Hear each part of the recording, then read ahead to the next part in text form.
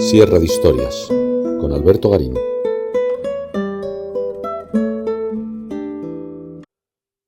La Escuela de Atenas es probablemente la pintura más conocida del Renacimiento italiano. Suele formar parte de los libros de texto que tratan este periodo y ejemplifica esa recuperación de la figura humana en el centro de la creación, frente a la obsesión por hablar de Dios durante la época medieval. O al menos, eso es lo que esos libros de texto nos pretenden decir, porque la Escuela de Atenas forma parte de la decoración pictórica de las estancias vaticanas, unas habitaciones decoradas por Rafael y sus discípulos a comienzos del siglo XVI, y donde la Escuela de Atenas es solo una entre las dos largas docenas de pinturas, todas las demás dedicadas a temas religiosos que se hicieron en estas estancias vaticanas.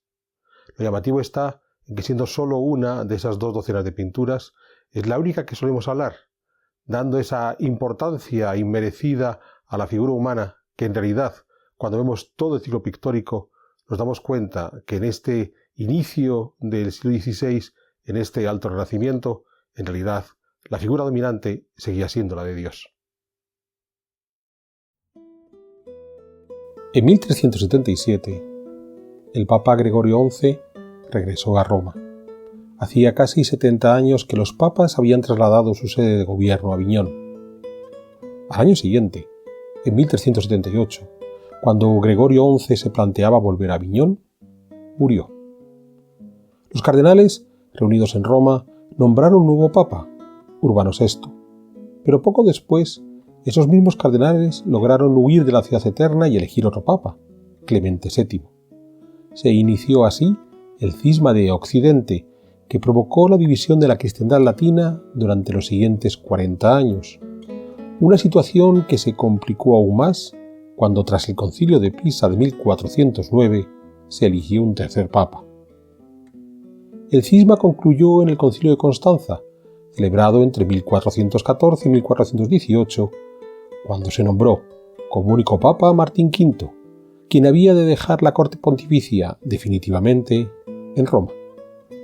Sin embargo, tanto Martín V como su sucesor Eugenio IV hubieron de hacer frente al conciliarismo, un fenómeno en el que los cardenales, convocados en un nuevo concilio, iniciado en Basilea en 1431 y que no terminó hasta 1445 ya en Roma, consideraban que su autoridad estaba por encima de la de los papas.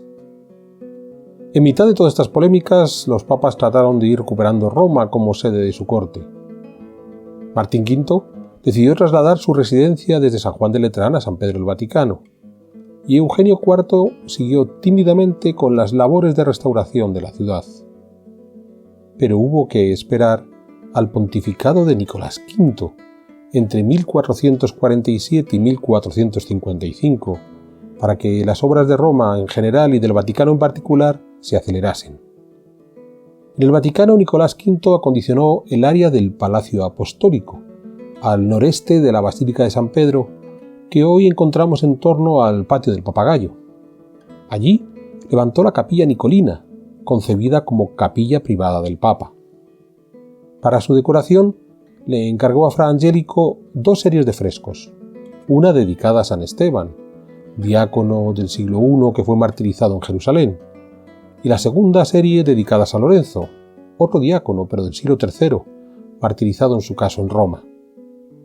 La elección de los temas por parte de Nicolás V no fue gratuita. Por un lado, los restos de ambos santos se encontraban en la iglesia romana de San Lorenzo Extramuros, pero además la historia de los dos diáconos fue sabiamente aprovechada por el Papa.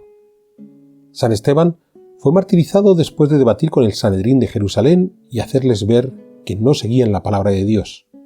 Nicolás V quiso así hacer una comparación entre el Sanedrín judío y los conciliaristas de Basilea, poniéndose él mismo como un perseguido por los injustos, como ya le ocurriera a San Esteban.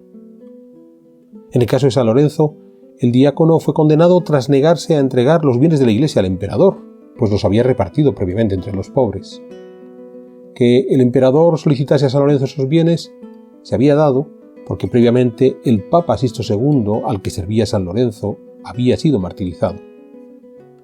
En las pinturas de Fra Angelico, Sixto II aparece con el rostro del Papa Nicolás V, quien de nuevo aprovecha una historia del santoral para criticar los eventos de su tiempo, pues él, Nicolás, se sentía perseguido por los emperadores como le hubiera ocurrido a Sisto II. Entre otras de las reformas emprendidas en el Vaticano por Nicolás V, también hemos de incluir la construcción de una villa campestre en lo alto del Belvedere, que años después sería ampliada por Inocencio VIII. Los trabajos en el Palacio Apostólico se reactivaron durante el pontificado de Sisto IV de la Rovere, quien gobernó Roma entre 1471 y 1484. Encargó entonces una nueva capilla propia para los papas, la Capilla Sixtina, levantada entre el Palacio Apostólico y la cara norte de la Basílica de San Pedro. La misma capilla que durante el siglo XVI, en dos etapas diferentes, terminaría por ser decorada por Miguel Ángel. Pero en este primer momento de Sisto IV, la Sixtina sería pintada por los artistas más ilustres de ese instante: Perugino, Botticelli, Rosselli, Ghirlandaio. De nuevo, el programa iconográfico respondió a los intereses del papado. A un lado estaba la historia de Moisés, la antigua ley; enfrente, la historia de Jesús, la nueva ley; y por encima, en los muros entre las ventanas superiores, los retratos de los primeros papas. Ya en la bóveda, que más tarde sería repintada por Miguel Ángel, el cielo. El mensaje era evidente: no había contradicción entre la antigua y la nueva ley, y en cualquier caso, la salvación, el cielo, solo se podía alcanzar por el intermedio de los papas, garantes de la ley divina. Aquí ya no estamos ante el mensaje de sufrimiento aceptado que aún lanzaba Nicolás V en su capilla. Sisto IV comenzaba a verse de nuevo como un papa victorioso, en algún caso de forma contundente, como en el fresco del castigo de los rebeldes de Botticelli, donde Moisés y Aarón castigaban a aquellos que se rebelaban contra su autoridad, como serían castigados aquellos que se opusieran a la autoridad papal.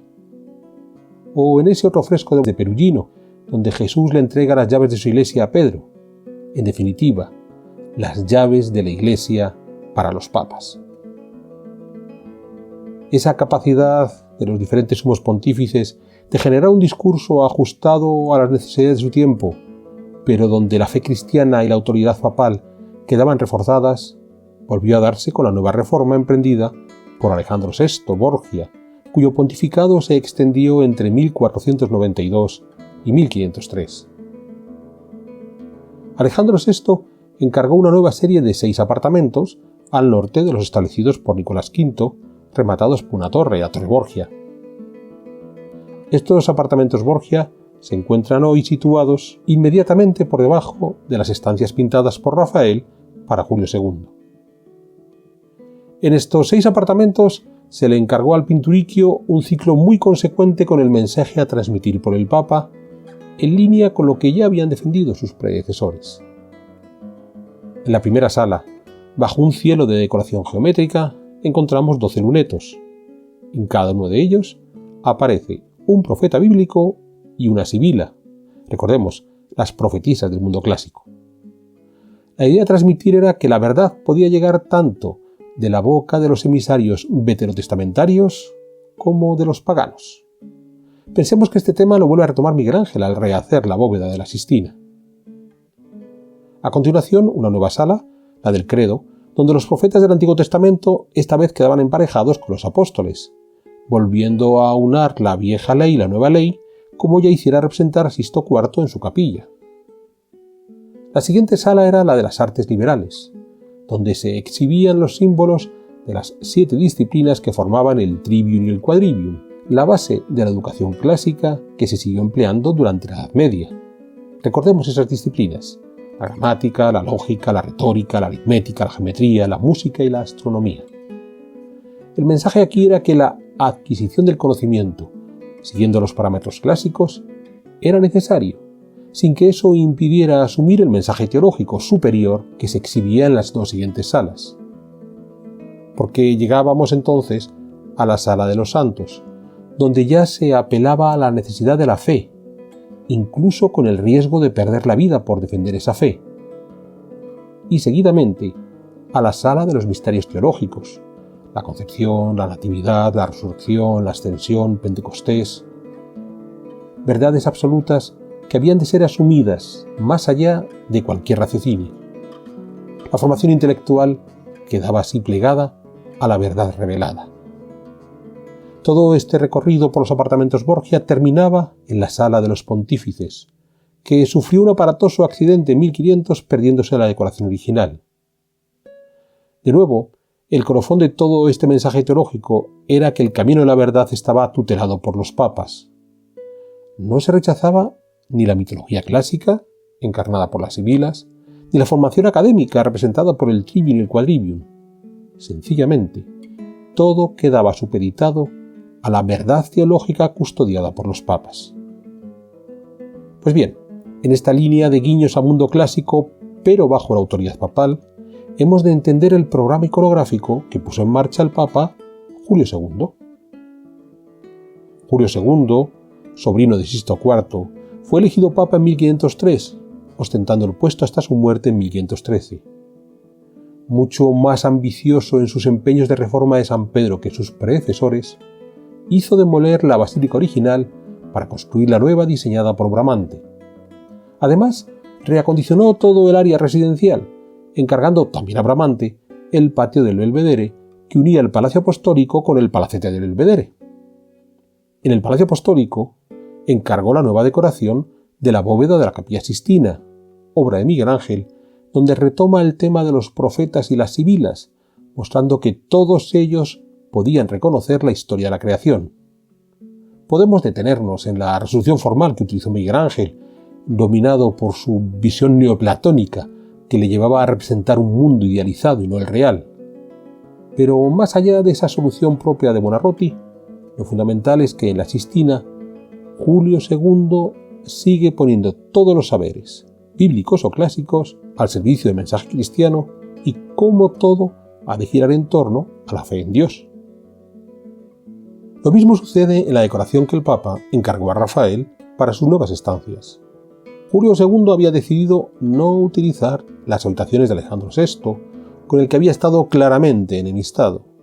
De ahí que se hizo habilitar una serie de 4 cuartos encima de los apartamentos Borgia. Además, hizo venir a una serie de artistas para decorar estas nuevas habitaciones, pero tras unos trabajos preparatorios y aconsejado por Bramante, Julio II decidió encargar toda la decoración de sus nuevos apartamentos a Rafael, quien puso manos a la obra en 1509. Hemos de tener en cuenta que las habitaciones no se pintaron en orden. Si las observamos de oeste a este, se comenzó por la número 2, la del sello, para luego pasar a la 1, la del incendio del Borgo. Luego siguió la 3, la de Heliodoro, que ya se pintó en tiempos de León X, para terminar con la 4, la de Constantino, que concluirían los discípulos de Rafael ya con Clemente VII como papa. Por el camino hubo ajustes en el programa iconográfico, pero eso no impide entender que estamos ante un discurso homogéneo y similar al de los apartamentos Borgia, y no muy lejano de la primera decoración de la Sistina o la de la Capilla Nicolina. El punto de partida volvía a ser la relación entre razón y fe, quedando claro que al final prima la fe en el Dios cristiano. A partir de ahí, el papel desempeñado por los papas en la defensa y propagación de esa fe y del propio Dios en defensa de los papas. En la estancia del sello se reúnen los grandes saberes tal como eran concebidos a comienzo del siglo XVI. La poesía, con la representación del Parnaso, la filosofía, con la escuela de Atenas, la justicia con los motivos de la virtud y la ley, y finalmente la teología, con el triunfo de la Eucaristía, aunque este cuadro sea conocido tradicionalmente y por error como la disputa del sacramento. En el Parnaso aparece Apolo rodeado por las musas, pero también le acompañan poetas notables del mundo clásico y el mundo medieval, Dante, Homero, Virgilio. En la escuela de Atenas volvemos a tener una amplia galería de personajes, siendo los dos centrales Platón y Aristóteles, estos sí disputando por sus diferentes concepciones filosóficas. En la parte inferior, distribuidos entre los otros filósofos participantes, volvemos a tener referencias al trivium y al quadrivium.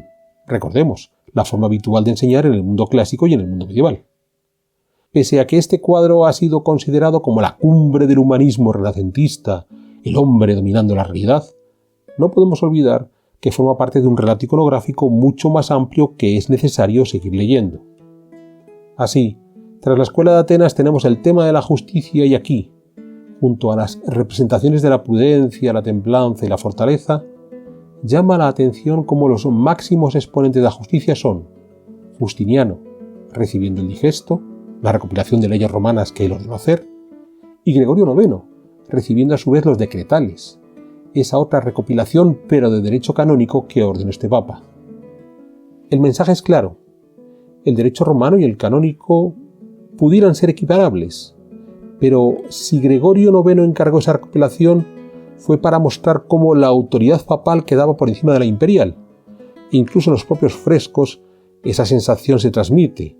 La figura de Justiniano es mucho más pequeña que la de Gregorio IX.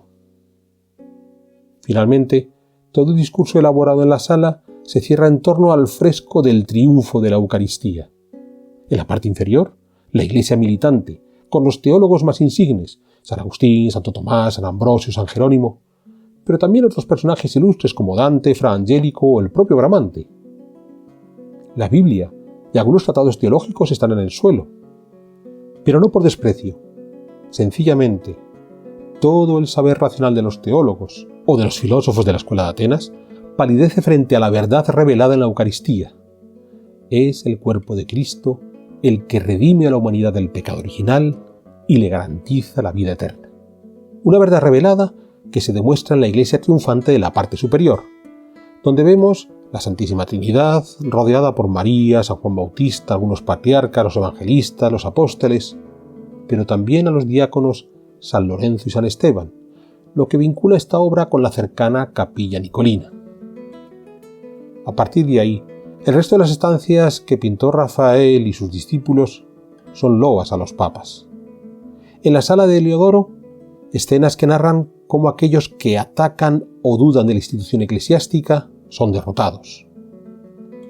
En la sala del incendio del Borgo, pintada bajo el pontificado de León X, los otros papas León aparecen salvando Roma o coronando emperadores. El papa por encima de las vicisitudes y los poderes temporales. Y por fin, en la sala de Constantino, se narra cómo el emperador descubre la verdadera fe que le lleva a derrotar a sus enemigos y en agradecimiento entrega Roma a los papas. De nuevo estamos ante el mismo discurso que se había dado en la Sistina o en los apartamentos Borgia. Una vez aclarada la supeditación de la verdad racional a la verdad revelada, es la Iglesia de los papas la que defiende y garantiza esa verdad revelada. En las estancias vaticanas no hay ninguna cesión al hombre como protagonista de la realidad. No hay un discurso humanista. El mundo racional es bienvenido. Los filósofos clásicos son aceptados. Las sibilas comparten espacio con los profetas. Pero todo está dirigido a cantar la gloria de Dios y de sus representantes en la tierra, los papas. A la larga, que Rafael mostrase con tanto detalle el mundo filosófico clásico para después supeditarlo a la autoridad de los papas, lejos de ser un canto al humanismo, es la mejor reivindicación de la verdad teológica. Solo un último detalle. La serie terminó con la donación de Constantino, una leyenda que ya se sabía falsa para esos comienzos del siglo XVI. Podemos preguntarnos, ¿por qué los papas apostaron por rematar su discurso de autoridad, apelando a esa leyenda? Pero eso ya es motivo para otra sierra de historias.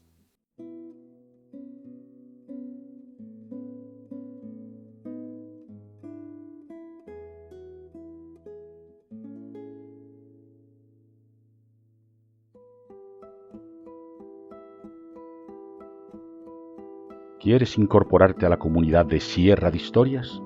Pulsa el botón Unirme, apóyanos con tu contribución y conviértete en miembro de nuestro canal.